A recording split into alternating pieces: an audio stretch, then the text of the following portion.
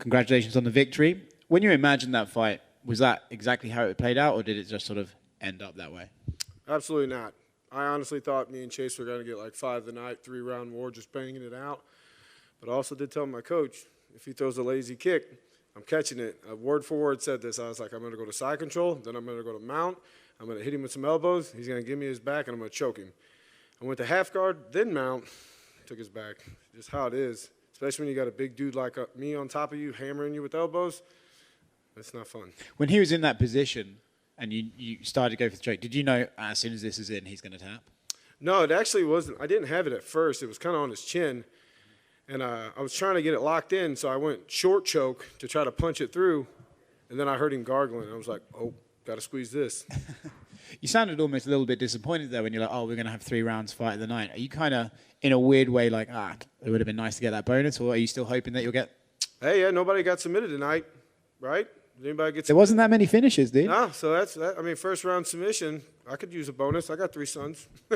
But I don't know. I'm a fight fan, and I like watching wars. And I've been in a few of them, and I don't really like how I feel for the week after that, but it's fun, and the fans like it, and I'm a fight fan. So, and I know Chase is a gamer, and we could have had a hell of a fight, but again, a win's a win in the UFC, and he's a tough dude, and I'm glad I finished him. A little bit off topic. You're a fight fan who likes wars. Did you happen to catch that main event? Yeah, I called that. I did an interview, and I said Cater's going to come back with a chip on his shoulder and win that. Good fight, wasn't it? So where do you go from here? Like, obviously, you've come out not particularly banged up, so I can imagine you could get back in there sooner rather than later if you so chose. But when would you like to get back in? Man, like March, that'd be great. Give me a good opponent. I said Arlovski because Chase and him had a good fight. I would love to fight a legend. I think it's a good matchup for me. Prefer to do it in a crowd, or is the Apex fine for you? Don't matter. Fight's a fight. Doesn't matter. Let's do it. Congrats, and let's hope you get that bonus. Thank you. I know you want to go out there and get that knockout, but most people expect that. So is it a little bit more extra special when you get something like that? Yeah, that was definitely my first submission in the UFC. I've knocked people out, decision, now submission. So that's pretty cool. That's usually one of the ones, you know, if you don't, I'm not sure if you're already a black belt, or that's usually the ones where your coach says, hey, we're going to give him his black belt after that. Man, I'm a world-class white belt. Never put on a gi in my life. Never, huh? Never. That's awesome. Was there anything really that sort of, I mean, did Chase pretty much play out exactly like you thought it would? Was there any little wrinkles that he maybe surprised you with out there? Yeah, I came out like, I don't know, I felt weird. Like I was throwing stuff, I almost like brawling, and I'm like, what am I doing? And then he cracked me, and I was like, oh, okay, here we go. But he didn't, I felt like he was going to start more aggressive. He was kind of letting me dictate stuff, and which, that's cool. It's easier to fight walking forward than backwards. What's obviously now we got to see some of the ground game. Is that one of the things that you think most people underestimate or don't look at you and expect that sort of wrinkle to kind of come out? Absolutely. I don't think people realize how good I am on the ground, and that's fine. Keep giving me. You want to go to the ground, we can go to the ground. You want to stand? I like to stand, though. So, and that's why I like fighting Chase. That's why I love the matchup with Chase. When you look at the rest of this year, what sort of goals are you setting for yourself by the end of the year? I want to stay active. Like I'm tired of fighting 2 fights a year. Like let's keep it going. Like I'm not hurt. I don't even know how long that fight was. I didn't get touched much. Like I said, March would be awesome for me. And at 226 in round 1. So yeah, not a lot of ring time out right there. No. Is it tough to kind of keep, I guess, building momentum when you're not getting that time in the octagon? Yeah, I guess you could say that. I've had a couple decisions, and my mindset, I really wanted to go for a finish because I felt like I got robbed in my last fight, so I did not want to go to the decision. I wanted to finish no matter what, either way, first round or third round. If you had a list of maybe like a couple things that you'd want to get with that bonus money, what sits at the top of the list? I don't know, man. Probably get my kids something. My little one's been wanting a new soccer net, so maybe get him something like that. That's a great answer. Congrats on the win. Thank you. Hey, Jake. Hindsight's 2020, but I mean, would you have moved? I guess going back in early in your career, do you regret not moving up to heavyweight sooner? No, I think it's kind of a good time. I used to kill myself to make 185, like absolutely murder myself, and then 205, and then I had to lay off. I'm comfortable, man. I'm having fun, and I think honestly this week, I normally come in here, I try to be so professional. Yes, sir. No, sir. You know, and I'm just being myself this week, and I'm just having fun. Like doing these interviews, it's just me. Like, if you don't like me, you don't like me. I don't care. Like, I'm here to fight. How much weight were you cutting to get to middleweight? I walked around about 235.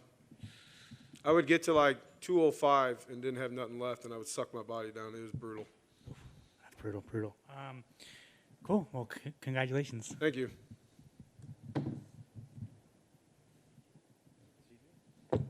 Hey, you didn't jinx me.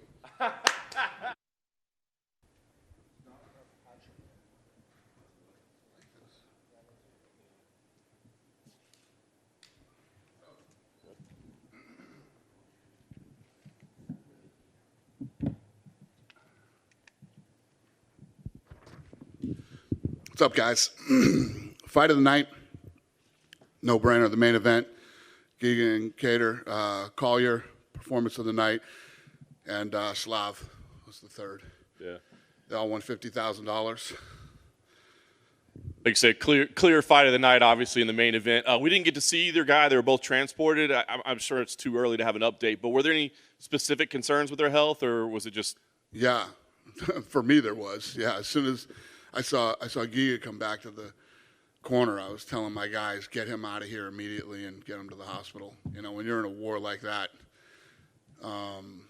yeah, just to be safe. Yeah. And Calvin, same thing, just to be safe with him? Yeah. Yeah, I mean, that was an absolute war. So, yeah, get them straight to the hospital, get them checked out, and make sure they're okay. Nice. What were your thoughts on the fight? Obviously, like you said, clear fight of the night, war. I mean, what were your thoughts overall? First fight of the year and a fight of the year candidate already. That's the way to start it. That's the way to start the year. It was incredible. And you know what's funny? I was saying it. I don't know who the hell I was talking to back there, but I was saying it's almost like everybody forgot about Calvin Kattar and Max Holloway. You know what I mean? And a lot of people were counting him out tonight, and he looked unbelievable. I thought that spinning elbow he landed definitely changed the fight, you know. And I think the first round, the wrestling match in the first round, tired them both out, and they just dug in and went to war. Yeah. What does it tell you about Calvin? I mean, obviously the last time out did not go his way at all. That was very difficult. So takes a year off and has a performance like that. I mean, what does that tell you about a guy like that? Yeah, I mean, that guy's an absolute dog, man. I mean, if you look at the fights that he's had in the UFC, but specifically now Holloway and Giga, he's a special kind of guy. You know, he's a fucking warrior, man. Yeah. Does the result tonight kind of lock in that Holloway is definitely next when he comes back? Because I think there was a lot of talk like, hey, did he lose his spot since he couldn't compete? I mean, does Giga losing tonight ensure that Max is going to fight for the title when he comes back? Why I was doing media this week for the fight next week, and I don't remember who I was talking to. They're like, well, what about Giga for the fight? Giga didn't even fight yet. You know what I mean? So we're looking to put together these fights, and they're like, oh, the Korean Zombie got the fight. Giga should have got the fight. Giga's got a fight tonight. And in this sport, man, you never know. You think you know, but you don't. None of us know. It's what makes this sport so great. You never know what the hell's going to happen with these guys. And, we got to lock in dates for fights. And Zombie is absolutely positively the guy that should have got the fight. So it worked out the way that it should have worked out. Nice. One more guy I wanted to ask you about tonight. Vyacheslav obviously got a performance tonight bonus as well. I mean, what did you think about his performance tonight? Yeah, I mean, you were all here. You heard that body shot. I mean, holy shit. And that guy came after him, man. That guy went after him. I think the big question for him was, what if it goes to the ground? You got a guy that's really good on the ground. Went to the ground with a good guy on the ground, and he passed the test tonight. So, again, I look forward to seeing him in the future. Nice. You touched on the big fights next week. I did want to ask. I mean, the main event, huge, unification bout. But it seems like all the talk is just about Francis and his contract and boxing and that sort of thing. I mean, do you think there's any chance of resolving the situation prior to the fight next week? I don't know. Listen, it's not like we haven't been in this position before. This happens sometimes, and we'll see how it plays out. Nice. It doesn't matter. He's going to fight on Saturday, and whatever's going to happen is going to happen. Yeah. Henry Cejudo's been speaking out a little frustrated that maybe he didn't get a look at the title shot and feels like maybe you guys aren't willing to pay him. Isn't that guy retired? He's retired, isn't he? I mean, the last time I saw, he was retired. And now he's mad that he didn't get a title shot? That doesn't even make sense. In a different weight class? It doesn't make sense. The example that everybody points to, obviously, is George St. Pierre and said, well, you gave him that opportunity prior. Why wouldn't you do it, tender it up again? Is it? Yeah, so I should have jumped over everybody and gave it to him because all of a sudden, last week he decided he's not retired. Come on, man, this is a fucking silly conversation. Silly. He wants to come back and try to win the title again in his weight class and then talk about moving up or doing something else, but you don't just fucking pop up and start calling somebody names and think that you're going to get a title shot in a different weight class when you've been retired for, what, 2.5 years? Yep. Last question for me. I want to ask, obviously, the pay-per-view price changing. Everybody's kind of up in arms about that. I know that's an ESPN decision, but do you guys have any input in that at all? Do you ever say, like, hey, maybe that's a little too much for the consumer? We don't. We don't have any say in that. We gave the pay-per-views to ESPN, so yeah, that's their decision. You know how I feel about that stuff. I don't love when prices get raised, but it's not my decision; it's theirs. Dana, can you comment on the pressure that Kattar put on? It seemed like his forward pressure was so much that Giga just basically couldn't fight his fight. He couldn't throw the kicks and whatnot. That was the difference, did you think? Yeah, I think that there's a couple things that I think affected the fight. Obviously, the first round, the wrestling and the grappling that happened in that first round, and then that spinning elbow he hit him with. I think that stuff really turned the tide of the fight for Calvin Kattar. And you're absolutely right. He kept constant pressure on him. He stayed in his face. He kept moving him backwards. And, it looked like Giga was out of it halfway through the second round. The one thing, a lot of guys were slipping, and, Giga slipped. He had that great opening flurry, some kicks, some punches. Seemed like he was doing pretty well, and he slips, and then the whole fight changes for him. Is there something going on with the octagon now? There was a lot of guys tonight that slipped. Roy Vol a couple times slipped. Have you heard guys complain about it or anything? No. And if you ask any of the guys that fight in there, that canvas is, you fall down on that canvas. So to guys like you and me, it's like road rash. It's like falling down on the pavement. That's how coarse that is. And the reason it is like that is for when they're striking, they don't slip. I mean, you can't get it any nastier. The canvas can't be any nastier than it is. But you did notice that, though, that there were a number of guys. I didn't. No, I didn't notice that. That they were slipping? Yeah, because Roy Vol slipped a couple of times. Obviously Giga slipped. Did you ask any of the guys that came out tonight if Well, since I've been here, there weren't anybody in here. Oh, yeah. Oh, am I the only guy tonight? It's a good thing I showed up. Huh? That's why we were begging you to come. Yeah. Trust me, this one and then, came and got me. Dana, my final question for you, and I said this to Calvin when I talked to him, but I wanted to get your thought. The fact that he took as long off as he did, a lot of times guys get beat up as badly as he did, and they want to get back in and they come back fast. The fact that he took off a year, do you think that played a part in how he looked tonight? Because he let himself recover and his body wasn't still beat up the way it was before. I think after that fight he had with Max, you got to take a year off. I think you have to. The answer is yes. It absolutely positively did, and he absolutely positively needed to take that time off. Hi, Dana. Hey. When Caitlin came back here, she mentioned that she wanted to renegotiate her contract before this fight and that she wasn't able to. Do you have plans to re-sign her, do you think? That who did? Caitlin Chikagian? Yeah. I know that we went into this fight with her contract. It's expired now. She's a free agent right now. I don't know. Her and that was between her and Mick. Mick did that deal with her. So we'll see what happens. We'll get back in the room on Tuesday and figure out what's next. Thank you. Hey, Yep. Dana. Done it. The heavyweight fight next weekend, I'm curious, in the history of your promotion, where does this one rank in terms of excitement for you with Ngannou and Cyril? Why does this one lack what? Where is the excitement for you? In terms of your other heavyweight fights, where does this one rank for you? Yeah, no, this is one of the biggest ever. I mean, I was just saying to somebody else backstage, Vince couldn't write a better script than this one. These two guys came out of the same camp. They've actually trained together. Now they don't like each other and all the animosity between them. Plus you got a guy with one punch, vicious one-punch knockout power against a guy who is probably, stylistically the best striker in the history of the heavyweight division. So you couldn't have a better storyline. You couldn't have a better stylistic matchup. And the sold out, first time back in California in a while, going to be good. I know how you feel about the boxing questions, but are you surprised that Tyson Fury has sort of popped up and started pushing a fight between him and Francis? No, listen, man, these guys, none of this surprises me. It's like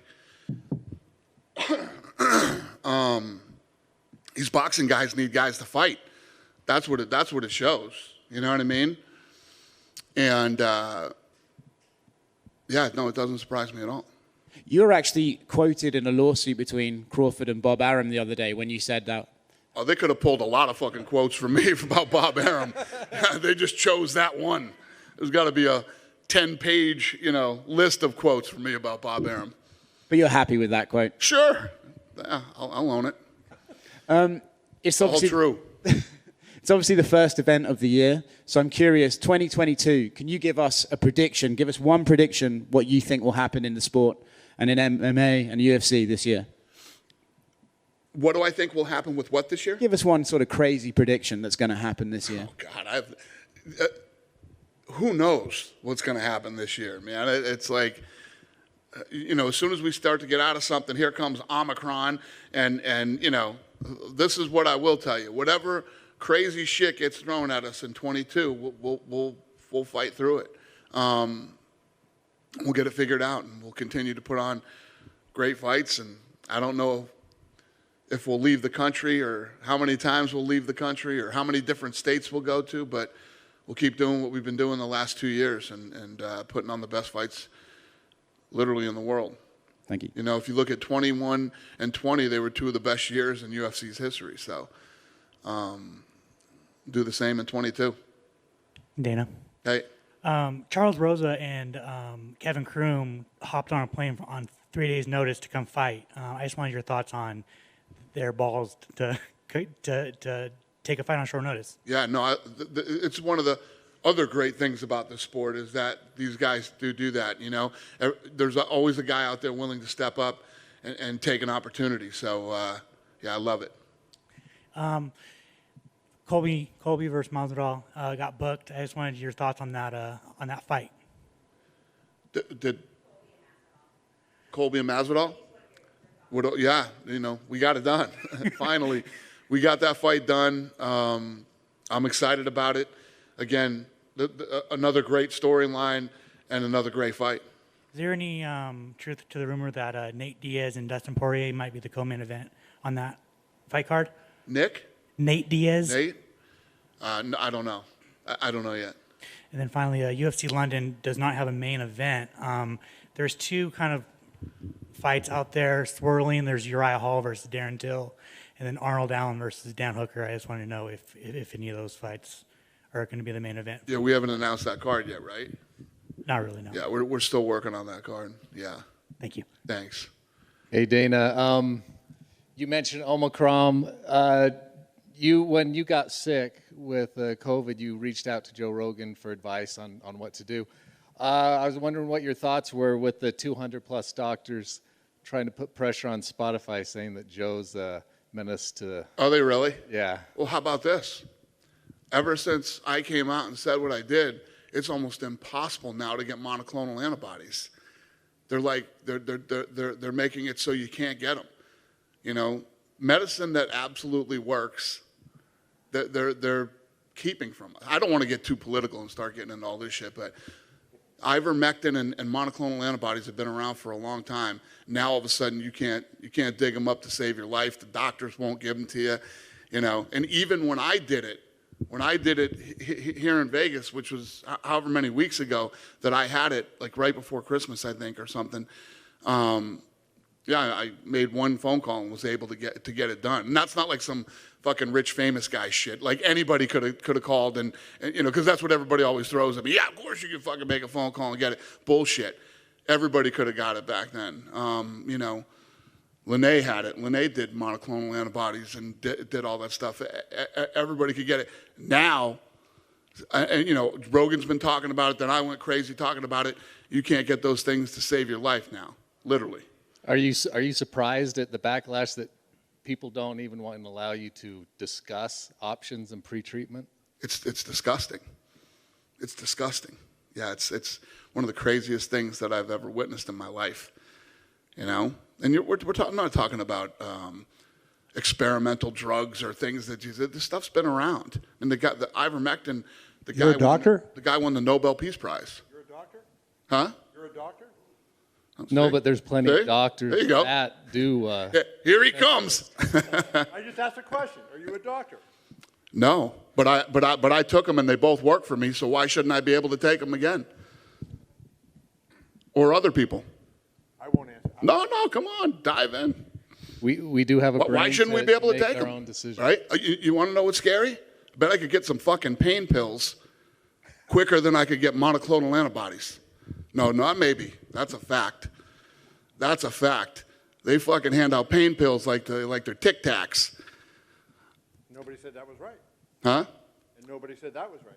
No, I hear you. But they keep doing But it. you can. Monoclonal antibodies and ivermectin isn't going to do anything to you. Pain pills kill you. Fact. And I'm not a doctor, but that's a fact. On a lighter note, we've had a couple weeks off after 2021 was, an ambitious year. What did you do to relax? What's the question? Over the holidays, what did you do to relax during the time down? Went up to Jackson Hole for a few days, and the kids were snowboarding, and I bet and lost on football games for 5 days straight. that was my time off.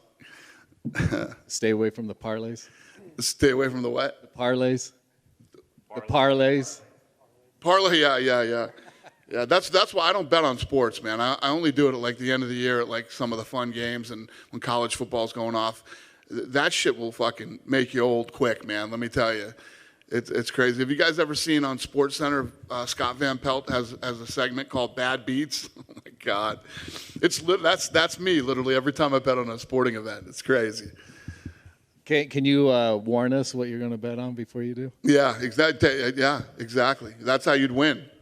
Well, you know what? The other day, the game was falling. God, what game was it? Remember the game where Dana had bet one team, I bet the other team. I said, at least one of us is going to win. The way that the spread landed, we both lost. Right? Anyway, I don't know. It's all a fucking blur anyway. That's a nightmare. That's why I don't sports bet, man. It's the worst.